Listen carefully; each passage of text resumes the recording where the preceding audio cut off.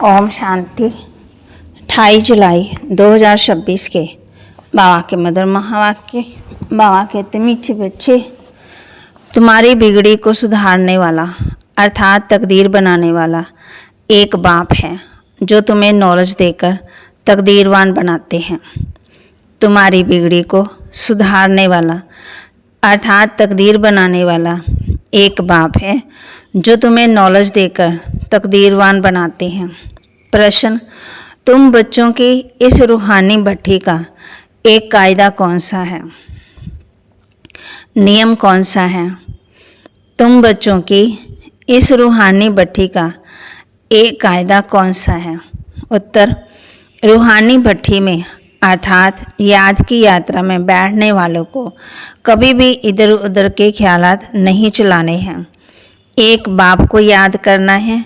अगर बुद्धि इधर उधर भटकती है तो झुटका खाती, उबासी आती, इससे वायुमंडल खराब होता है, अपना ही नुकसान करते हैं। गीत, दिल का सहारा टूट ना जाए, कोई लुटेरा लूट ना जाए। तो बाबा ने कहा है, दिल का सहारा कौन है? एक शिव बाबा है। ओम शांति। मीठे मीठे रूहानी बच्चों ने गीत के 2 अक्षर सुने।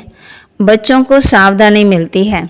इस समय जो भी हैं सबकी तकदीर बिगड़ी हुई है, सिवाय तुम ब्राह्मणों के। तुम्हारी अब बिगड़ी से सुधर रही है। बाप को कहा ही जाता है तकदीर बनाने वाला। तुम जानते हो शिव बाबा कितना मीठा है। बाबा अक्षर बड़ा मीठा है। बाप से सब आत्माओं को वर्षा मिलता है। लौकिक बाप से बच्चों को वर्षा मिलता है, बच्ची को नहीं। यहाँ बच्चा व बच्ची सब वर्षे के हकदार हैं। बाप पढ़ाते हैं आत्मा को अर्थात अपने बच्चों को। आत्मा समझती है हम सब भाई भाई हैं, एक भगवान के बच्चे हैं। तो फिर इतना लड़ते झगड़ते क्यों? सब आपस में लड़ते ही रहते हैं। अनेक धर्म अनेक मत हैं और मुख्य बात तो रावण राज्य में लड़ाई ही चलती है, क्योंकि विकारों की प्रवेशता है। काम विकार पर इतनी लड़ाई झगड़ा होता, ऐसे बहुत राजाओं ने लड़ाई की है। काम के लिए बहुत लड़ते, कितने खुश होते हैं। कोई के साथ दिल होती तो उसको मार भी देते हैं। बाबा कहते, ये काम महाशत्रु है। क्रोध वाले को क्रोधी ही कहेंगे, लोभ वाले को लोभी कहेंगे, लेकिन जो कामी हैं उनके बहुत नाम रखे हुए हैं। इसलिए कहा जाता, अमृत छोड़ विष काहे को खाए। शास्त्रों में अमृत नाम लिख दिया है। दिखाते हैं सागर मंथन किया तो अमृत निकला, कलश लक्ष्मी को दिया। कितनी कहानियां हैं। इसमें भी बड़े से बड़ी बात है सर्वव्यापी की। गीता का भगवान कौन और पतित पावन कौन? प्रदर्शनी में मुख्य इन्हें चित्रों पर समझाया जाता है। पतित पावन ज्ञान का सागर और उनसे निकली हुई ज्ञान गंगा, वह पानी की नदी, वह सागर। कितनी अच्छी अच्छी बातें समझाई जाती हैं। बाप बैठ समझाते हैं, मीठे मीठे बच्चों, तुमको किसने पावन बनाया? बिगड़ी को सुधारने वाला कौन? वह पतित पावन कब आते हैं? ये खेल कैसे बना हुआ है? कोई भी नहीं जानते हैं। बाप को कहा ही जाता है नॉलेजफुल, ब्लिसफुल, पीसफुल। गाया भी जाता, बिगड़ी को बनाने वाला एक है। ये तो समझने में आता है। बरोबर रावण राज्य, रावण हमारी बिगाड़ते ही है। ये खेल है हार जीत का। रावण को भी अभी तुम जानते हो, जिसको भारतवासी वर्ष वर्ष जलाते हैं। ये भारत का दुश्मन है। भारत में हर वर्ष जलाते हैं। उनसे पूछो कब से जलाते आते हो, तो कहेंगे ये तो अनादि चला आता, जब से सृष्टि शुरू होती। शास्त्रों में जो पढ़ा वह सत सत करते रहते। मुख्य बात है, बाबा कहते, मुख्य भूल है कि ईश्वर को सर्वव्यापी कहना। बाप ये नहीं कहते कि ये किसकी भूल है, ये ड्रामा में नोंद है। हार जीत का खेल है। माया से हारे हार, माया से जीते जीत। माया से कैसे हार खाते हैं ये भी समझाया जाता है। पूरा आधा कल्प रावण राज्य चलता है। एक सेकंड का भी फर्क नहीं हो सकता। राम राज्य की स्थापना और रावण राज्य का विनाश अपने समय पर एक्यूरेट चलते हैं। सतयुग में तो लंका होती नहीं, वह तो तबाह कहते, सतयुग में तो लंका होती नहीं।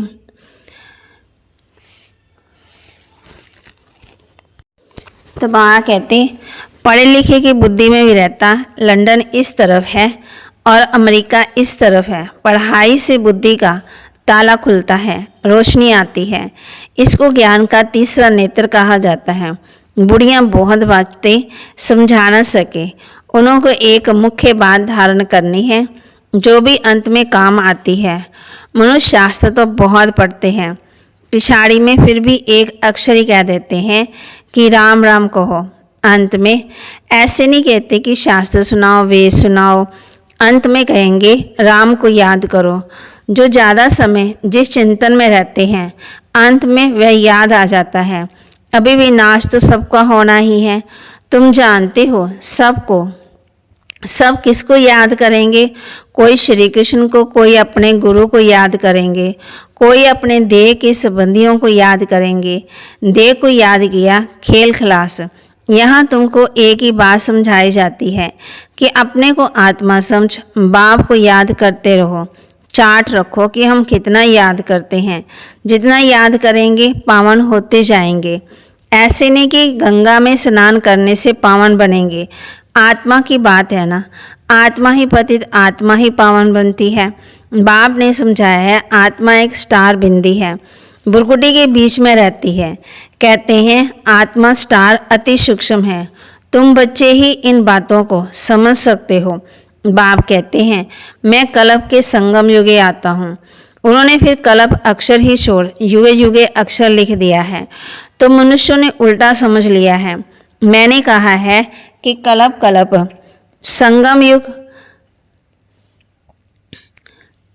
संगम युगे आता, घोर अंधियारा और घोर सोचरे के संगम पर। बाकी युगे युगे आने की तो दरकार ही नहीं, सीढ़ी उतरते ही आते हैं। जब पूरे 84 जन्म की सीढ़ी उतरते हैं तब बाप आते हैं। ये ज्ञान सारी दुनिया के लिए है। सन्यासी लोग कह देते हैं इन्हों के चित्र सब कल्पना है, परंतु कल्पना की तो इसमें कोई बात ही नहीं। ये सबको समझाया जाता है, नहीं तो मनुष्यों को कैसे पता पड़े, इसलिए चित्र बनाए हैं। ये प्रदर्शनी देश देशांतर में ढेर होती रहेगी। बाप कहते हैं बहुत भारतवासी बच्चे हैं, है तो सब बच्चे ना, अनेक धर्मों का ये झाड़ है। बाप बैठ समझाते हैं ये सब काम चिता पर बैठ जल मरे हैं। सतयुग में तो पहले पहले आते हैं जो, वही फिर पहले पहले द्वापर से लेकर काम अग्नि में जलते हैं, इसलिए काले हो गए हैं। अभी सबकी सदगति होनी है। तुम निमित्त बनते हो, तुम्हारे पीछे सबकी सदगति होनी है। बाप कितना सहज रीति समझाते हैं। कहते हैं सिर्फ बाप को याद करो। आत्मा ने ही दुर्गति को पाया है। आत्मा पतित बनने से शरीर भी ऐसा मिलता। आत्मा को पावन बनाने की युक्ति बाप बिल्कुल सहज बताते हैं। त्रिमूर्ति के चित्र में ब्रह्मा का चित्र देख मनुष्य हाय हाय मचा देते हैं। इनको ब्रह्मा क्यों कहते हैं? ब्रह्मा तो सूक्ष्म वतनवासी देवता है, यहाँ कहाँ से आया? ये दादा तो नामी ग्रामी अखबारों में सब जगह पढ़ा था। एक जोरी कहता है कि मैं श्री कृष्ण हूँ, हमको 16,108 रानियाँ चाहिए। बड़ा हंगामा मच गया था भगाने का। अब एक एक के साथ माथा कौन मारे? इतने ढेर मनुष्य हैं। आबू में भी कई आते हैं तो उनको झट कहते हैं अरे ब्रह्मा कुमारियों के पास जाते हो, वह तो जादू कर देती है, स्त्री पुरुष को भाई बहन बना देती है। लंबी चौड़ी बात बताकर माथा खराब कर देते हैं। बाप कहते हैं तुम मुझे ज्ञान सागर वर्ल्ड ऑलमाइटी अथॉरिटी कहते हो। World almighty authority, world almighty अर्थात सर्वशक्तिवान, सब वेदों शास्त्रों आदि को जानने वाला। बड़े विद्वान को भी अथॉरिटी कहते हैं क्योंकि वह सब वेदों शास्त्रों आदि को पढ़ते हैं, फिर बनारस में जाकर टाइटल ले आते हैं। माँ कहते श्री श्री 108 सरस्वती, ये सब टाइटल्स वहाँ ही मिलते हैं। माँ कहते जो बहुत होशियार होते उनको बड़ा टाइटल मिलता। शास्त्रों में जनक के लिए लिखा हुआ है, उसने कहा कि सच्चा ब्रह्म ज्ञान कोई हमको सुनाए। अब ब्रह्म ज्ञान तो हो ही नहीं, है ही नहीं। सारी बातें सारी यहाँ की है, कहानी बड़ी बना दी है। शंकर पार्वती की भी कहानी लिख दी, कितनी कहानियाँ बैठ बनाई। शंकर ने पार्वती को कथा सुनाई, वास्तव में था शिव, उन्होंने फिर शंकर पार्वती का नाम दे दिया। तब आगे थी भागवत आदि में ये सब इस समय की बात है। फिर कहानी में बताते हैं उनको ख्याल आया राजा को ही ज्ञान जाकर दो। बाप भी समझाते हैं राजाओं को जाकर ज्ञान दो, तुम ही सूर्यवंशी थे, फिर चंद्रवंशी, वैश्यवंशी, शूद्रवंशी बने, तुम्हारी राजधानी चट हो गई है। अब फिर सूर्यवंशी राजधानी लेना हो तो पुरुषार्थ करो। राजयोग सिखाने वाला बाबा आया हुआ है, फिर आकर बेहद का स्वराज्य लो। राजाओं के पास भी बहुत चिट्ठियाँ जाती हैं, फिर उनको मिलती थोड़ी है। उनके बाबा कहते प्राइवेट सेक्रेटरी चिट्ठियाँ रख लेते हैं, देखते हैं कितनी चिट्ठियाँ फेंक भी देते हैं। कोई में ऐसी जरूरी बात होती तो उनको दिखा देते। कहते हैं अष्टजनक ने सेकंड में जीवन मुक्ति का शास्त्र कराया। ये भी अब है ना, अब बाप कितना अचरित बैठ तुमको समझाते हैं। जो समझने वाले नहीं है ना, वह यहाँ वहाँ देखते रहेंगे।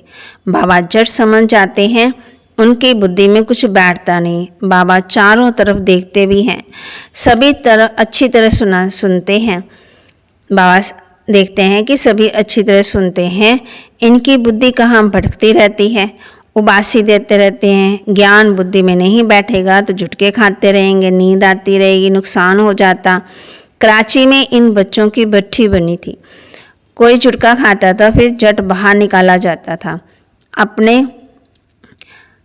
अपने ही बैठते थे, बाहर का कोई आता नहीं था। शुरू में इनों का बड़ा पाठ चला, लंबी हिस्ट्री है। शुरू में तो बच्चियां बहुत ध्यान में चली जाती थी, अभी तक भी कहते रहते हैं जादू है।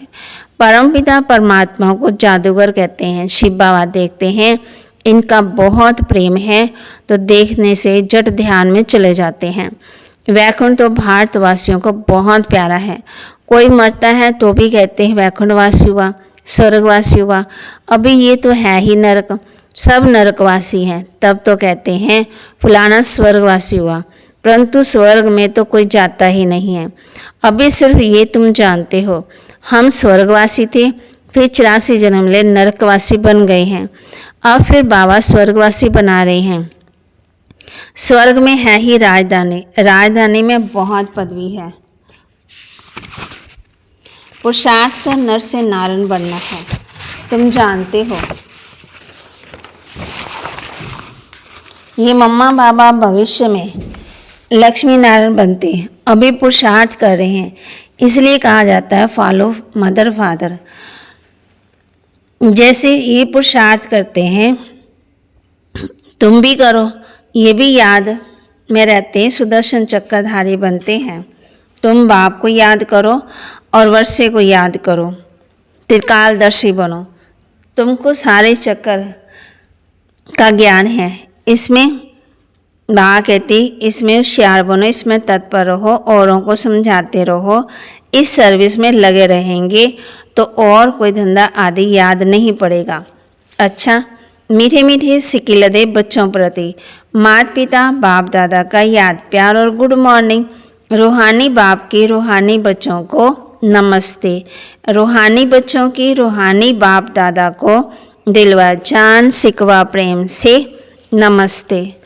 धारणा के लिए मुख्य सार, सतयुग में ऊंच पद पाने के लिए माता पिता को पूरा फॉलो करना है, उनके समान पुरुषार्थ करना है, सेवा में तत्पर रहना है, एकाग्र हो, पढ़ाई पढ़नी है।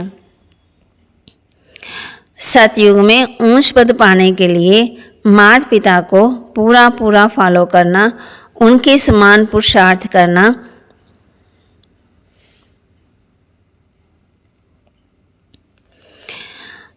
एकाग्र हो पढ़ाई करनी है। याद का सच्चा सच्चा चार्ट रखना, अपने को आत्मा समझ बाप को याद करना, देह व देहधारियों को याद नहीं करना।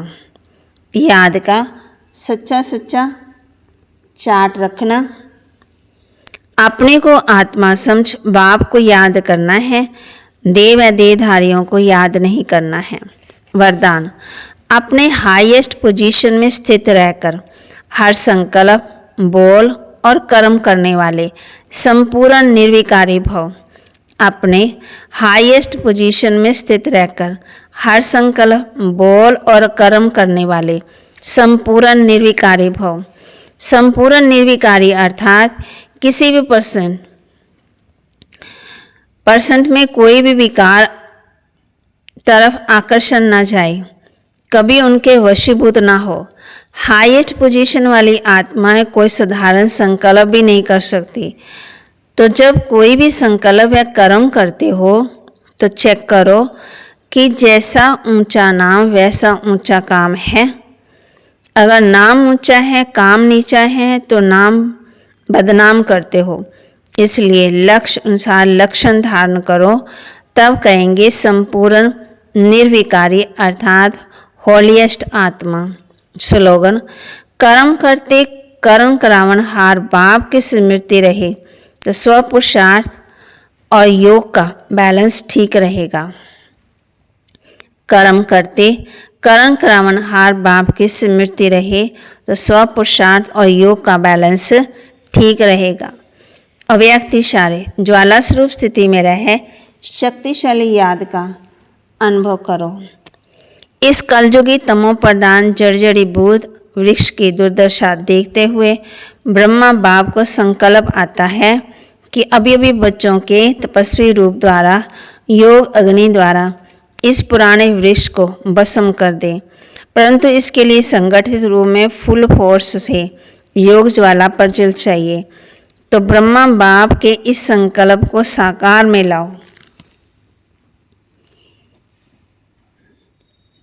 भागते कलयुगी तमो प्रधान जर्जरी वृक्ष की दुर्दशा देखते हुए ब्रह्मा बाप को संकल्प आता है कि अभी अभी बच्चों के तपस्वी रूप द्वारा, योग अग्नि द्वारा इस पुराने वृक्ष को भस्म कर दे, परंतु इसके लिए संगठित रूप से फुल फोर्स से योग ज्वाला प्रज्वल चाहिए। तो ब्रह्मा बाप के इस संकल्प को साकार में लाओ। तो बाबा के महावाक्य को लाइक करें, शेयर करें, सब्सक्राइब करें और अपने जीवन में ज़रूर धारण भी करें। याद का सच्चा सच्चा चार्ट भी रखें, अपने को आत्मा समझ बाप को याद भी करें, देव देहधारियों को याद नहीं करना है। ओम शांति।